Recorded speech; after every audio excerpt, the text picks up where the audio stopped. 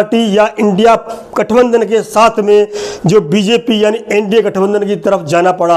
आपको पता होगी विधानसभा चुनाव में 8 विधानसभा सीटें समाजवादी पार्टी के साथ मिलकर जीती थी और एक उन्होंने बाई इलेक्शन में भी समाजवादी पार्टी के साथ मिलकर जीती थी। लेकिन साथ ही लोकसभा चुनाव में 7 लोकसभा सीटें समाजवादी पार्टी ने आरएलडी को यानी जयंत चौधरी को दी थी। फिर भी वो कौन कौन से कारण थे, क्या वजह थी जो मनमुटाव हुआ और मनमुटाव इतनी बड़ी खाई पैदा कर गया जिससे कि इंडिया गठबंधन छोड़ के जयंत चौधरी को एनडीए में शामिल होना पड़ा यानी बीजेपी प्लस का हिस्सा होना पड़ा। मैं राजू सिंह सोलंकी द पिलर के लिए हर एक बिंदु पर चर्चा करेंगे, कहाँ से शुरू हुई कहानी और इनसाइड स्टोरी यानी पीछे पर्दे के पीछे कौन कौन लोग थे जो चौधरी जयंत को समाजवादी पार्टी से या इंडिया गठबंधन दूर करके एनडीए गठबंधन में यानी बीजेपी के साथ लेके आए। उन सब की चर्चा करें, कौन कौन से वो चेहरे थे, कौन कौन से पर्दे के पीछे वो चाणक्य थे, किन की रणनीति थी, वो सभी आज हमारे साथ होंगी। ये बताओ, जयंत एनडीए में आने की इनसाइड स्टोरी। अखिलेश से एक सीट पर मनमुटाव, नीतीश ने राजनाथ सिंह से कराई मुलाकात, 10 दिन में बन गई बात। ऐसा नहीं है, 10 दिन में बात नहीं बनी और वो कौन सी सीट थी, उन सब पर चर्चा करेंगे हम। पूरे विस्तार से बताएंगे आपको। Samajwadi party 7 Lok Sabha seat offer किया था मगर बात मुजफ्फरनगर पे। मुजफ्फरनगर की ऐसी सीट है और सीट पे आगे चल बताएंगे क्या कारण था कि मुजफ्फरनगर दोनों की कलह की वजह बनी, क्या कारण थे उसमें। पूरी बात बिगड़ गई, रालोद से छोड़ना नहीं चाहती थी, यहीं से दोनों दलों के बीच खाई और बढ़ती गई। इसी मनमुटाव का फायदा देखिए आप, मुजफ्फरनगर सीट के ऊपर हुआ मनमुटाव का फायदा उठाया इसमें जनता दल यूनाइटेड जेडीयू और बिहार के सीएम नीतीश कुमार और केसी त्यागी के बारे में पूरी विस्तार से बताऊंगा। इंटरव्यू दिखाऊंगा आपको मैं। राज्यसभा मेंबर रहे हैं जेडीयू गठबंधन से, जेडीयू की पार्टी से। मीडिएटर की भूमिका निभाई दोनों नेताओं ने। रक्षा मंत्री राजनाथ सिंह से चौधरी जयंत सिंह की बात कराई। इनसाइड स्टोरी है ये, चौधरी जयंत सिंह की राजनाथ सिंह जो रक्षा मंत्री हैं उनसे बात कराने में केसी त्यागी और नीतीश कुमार की महत्वपूर्ण भूमिका रही। उसके बाद इस दौरान राजनाथ सिंह ने चौधरी अजीत सिंह से अपने पुराने रिश्तों का जिक्र किया। यही नहीं, जयंत को बेटा जैसा बताया। राजनाथ सिंह ने चौधरी जयंत सिंह को अपने बेटे की तरह बताया। इसके बाद सिर्फ 10 दिन में ही गठबंधन की सारी चीजें फाइनल हो गई। सूत्रों के अनुसार रालोद को 2 लोकसभा, 1 राज्यसभा और 1 एमएलसी सीट का ऑफर हुआ है, जिसमें 2 मंत्री पद, एक केंद्र में, एक यूपी प्रांत में केंद्रीय मंत्रिमंडल की भी बात बनी है। अब बताते हैं वो क्या क्या इनसाइड स्टोरी है। गठबंधन से काफी पहले से निराशा चल रहे थे, हमने उन्हें गठबंधन से बाहर आने का रास्ता दिखाया, ये केसी त्यागी का कहना है। तो क्या है देखिए आप, केसी त्यागी बताया कि समाजवादी पार्टी मुजफ्फरनगर जिले की 2 सीटों पर लोकसभा अपने ही उम्मीदवार उतारने के फैसले पर अड़ गई थी। सबसे बड़ी कमी थी ये समाजवादी पार्टी ने। पिछली बार भी क्या किया था, 7 विधानसभा में से जो 9 विधायक जीते हैं और 3 समाजवादी पार्टी के हैं। सोचिए आप, माठ जैसी गढ़, आरएलडी का गढ़ है माठ, वहां भी जबरदस्ती इन्होंने समाजवादी सिंबल पे लाठर को लड़ाया था जो किसी कहीं से उचित नहीं था। अखिलेश की जिद, अखिलेश की नालायकी कहूँगा मैं, यहाँ पर किसने ऐसी कमी की थी और आरएलडी की कम से कम 15 सीट आती जानबूझ के उसने हरवाई। इससे जयंत चौधरी निराश हो गए। तभी से जयंत और भाजपा के बीच बातचीत का दौर शुरू हो गया। जयंत हमारे नेता चौधरी चरण सिंह के पौत्र रहे हैं, हम निरंतर उनके संपर्क में, क्या त्यागी ने कहा, उनके पौत्र रहे, उनके निरंतर संपर्क में रहते हैं, लगातार मीटिंग होती रहती है। इंडिया गठबंधन से काफ़ी पहले से ही निराश चल रहे थे, हमने उन्हें गठबंधन से बाहर आने का रास्ता दिखाया, केसी त्यागी और बिहार के मुख्यमंत्री नीतीश कुमार का कहना है ये। उसके बाद क्या होता है, जयंत समझदार है, उनका ये अच्छा कदम है। जब राजनाथ सिंह और जयंत चौधरी की मीटिंग के बारे में सवाल पूछा, त्यागी जी कहते हैं हम एक ही कुनबे के हैं। एक ही कुनबा बताया इन्होंने, कुनबा चौधरी चरण सिंह कुनबा है, जैसे केसी त्यागी हो या पुराने जितने भी नेता हैं।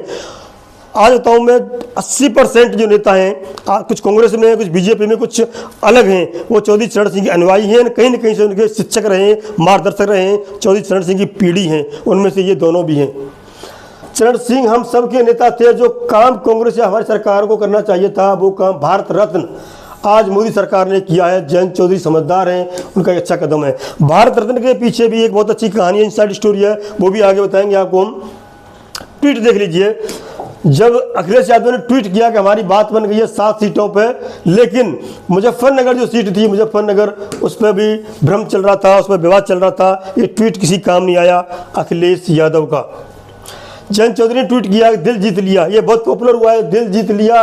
एक ये, एक चवन्नी नहीं हो बदल जाऊंगा मैं, चवन्नी वाला बयान और दिल जीत लिया, दो बयान बहुत पॉपुलर हैं चौधरी जयंत सिंह के। देखिए आप, जयंत ने 19 जनवरी को सपा के साथ हुए गठबंधन की अखिलेश की पोस्ट को रिट्वीट करते हुए लिखा था, गठबंधन के सभी कार्यकर्ताओं से उम्मीद है कि कदम मिलाकर आगे बढ़ेंगे। फिर 9 फरवरी को उन्होंने पीएम मोदी को पोस्ट को रिट्वीट करते हुए लिखा दिल जीत लिया। देखिए आप, अगर मुजफ्फरनगर पर बात बन जाती तो ये दिल जीत लिया वाली कहानी नहीं होती है। चौधरी चरण सिंह को शायद, स्वर्गीय चौधरी चरण सिंह को भारत रत्न भी नहीं मिलता जी।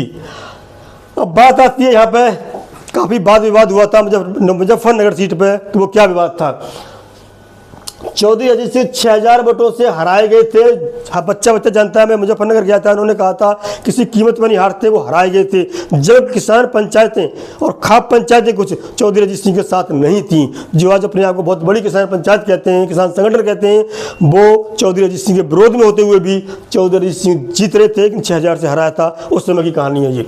सपा रालोद ने 7 सीटों को ऑफर दिया था, इसमें से शर्त रख दी कि 3 सीटों पर मुजफ्फरनगर, कैराना और बिजनौर सीट पर सपा के प्रत्याशी होंगे। सिंबल हैंडपंप का होगा, आरएलडी का होगा, लेकिन प्रत्याशी समाजवादी पार्टी के होंगे। यानी सिर्फ 4 सीट पर ही आरएलडी अपने उम्मीदवार उतार सकती थी, ये समस्या था। सिंबल रालोद का होगा, रालोद चाहती थी कि मुजफ्फरनगर सीट प्रत्याशी और सिंबल दोनों उनका हो। समस्या मुजफ्फरनगर सीट पर थी। मैंने बताया ना, वहाँ पे हरेंद्र मलिक हैं जो उल्टे सीधे, मेरे दोस्त हैं, वहाँ पे उनसे इंटरव्यू लेने गए थे। जितनी बात बनती थी, हरेंद्र मलिक एक इंटरव्यू में सारा चौपट कर देते थे। वो कहते आरएलडी में नेता कहाँ है, आरएलडी में वोट कहाँ है, आरएलडी मुजफ्फरनगर क्या हाल है, इस तरह की बात। जब 6000 वोटों से हारे थे, हरेंद्र मलिक किस मुँह से कहते थे कि वहाँ से वो बिना आरएलडी के जीत जाएंगे? देखेंगे उनको अब हम। चौधरी अजीत सिंह मुजफ्फरनगर रालोद सभा मात्र 6000 वोटों से हारे थे। सपा इस सीट में मजबूत दावेदार हरेंद्र मलिक। देखिए हरेंद्र मलिक, इसे लेकर सपा रालोद मतभेद बढ़ते गए और बात गठबंधन टूटने तक पहुंच गई। हरेंद्र मलिक ही वो व्यक्ति हैं, मुजफ्फरनगर सीट ही वो सीट है जिसके कारण सपा या इंडिया गठबंधन से चौधरी जयंत को अलग होना पड़ा और केसी त्यागी और नीतीश कुमार के सहयोग से राजनाथ सिंह के द्वारा बीजेपी प्लस यानी एनडीए गठबंधन में शामिल हुए। भाजपा ने नीतीश कुमार और केसी त्यागी के जरिए इस मनमुटाव का फायदा उठाया। स्पष्ट देख लीजिए आप। अब बात आती है कि दोनों सीट बात हुई है, आपको अच्छी तरह पता होगी। छपरौली से चारू लड़ सकती हैं, बिजनौर से मलूक नागर जो बसपा से बीएसपी से हैं, ये पूरी उम्मीद है आरएलडी से लड़ेंगे। तो ये उम्मीद की बताई जा रही है कि इस तरह से बागपत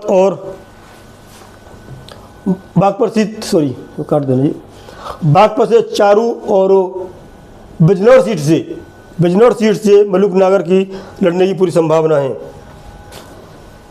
ये आपको अच्छी तरह पता होगी। बागपत के विधानसभा क्षेत्र एक, वहाँ पर चौधरी अजीत सिंह की ये प्रतिमा का अनावरण होना था और उसमें अखिलेश यादव को आना था, लेकिन क्योंकि वो गठबंधन टूट चुका, मुजफ्फरनगर पर जो बात नहीं बनी, तो ये प्रतिमा का भी अनावरण नहीं हुआ है। बहुत जल्दी इस प्रतिमा का अनावरण होगा। उसमें हो सकता है भाजपा के बड़े नेता और जहाँ तक है कि यूपी के मुख्यमंत्री और केंद्रीय मंत्री कुछ वहाँ पहुँचे और इस प्रतिमा का अनावरण होगा और शीघ्र ही होगा।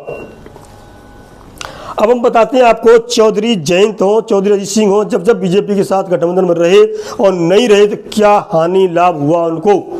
देखिए आप, रालोद के गठबंधन के साथ में क्या क्या हुआ वो सब बताते हैं आपको। 1996 से शुरू करते हैं, शॉर्ट बताएंगे। 1996 में अजीत सिंह सपा के साथ लड़े थे, 8 सीटें आई थी। 2000 में भाजपा के साथ लड़े थे, जोड़ के अटल बिहारी वाजपेयी सरकार कैबिनेट मंत्री बन गए थे, कृषि मंत्री बने थे, आपको अच्छी तरह पता होगी। बात करते हैं 2002 की। 2002 में रालोद विधानसभा चुनाव भाजपा रालोद मिले थे, 14 सीटें जीती थी, 14 सीटें, सबसे ज़्यादा सीटें आई थी 2002 में। 2003 की बात करें, रालोद पाला बदलकर मुलायम सिंह के साथ लड़े, 6 विधायक मंत्री बनाए थे उन्होंने।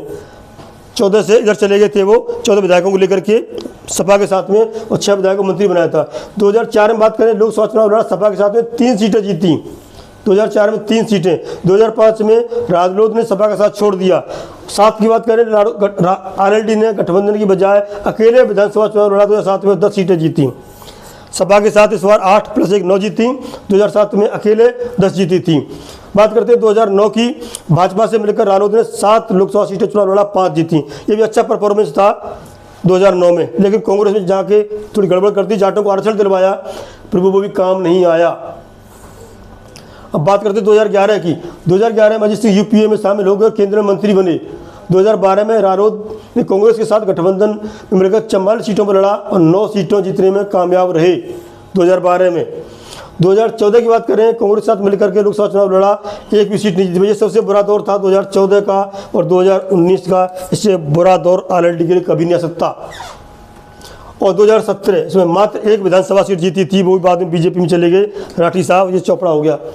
बात आती 2022 की। 2022 में विधानसभा चुनाव सपा के साथ गठबंधन हुआ, 33 सीटों में से 9 सीटें जीती और 8+1। और आज इन सीटों को लेकर के 2024 की बात करें हम तो आरएलडी आज बीजेपी के साथ एनडीए में शामिल हो गई है। और कितनी सीटें आएंगी ये 100 दिन बाद पता चलेगा। तो ये था आरएलडी की इंडिया गठबंधन से एनडीए गठबंधन में जाने की इनसाइड स्टोरी। इसमें कौन चाणक्य थे, पूरी स्टोरी डिटेल में बताई। केसी त्यागी और जेडीयू के बिहार के मुख्यमंत्री नीतीश कुमार और राजनाथ सिंह की मुख्य भूमिका रही है चौधरी जयंत सिंह को इंडिया गठबंधन से एनडीए गठबंधन में लाने की। तो वीडियो के लिए आपसे निवेदन है चैनल को सब्सक्राइब करें और वीडियो को लाइक एवं शेयर करें। बने रहें द पिलर के साथ। जय हिंद, जय भारत।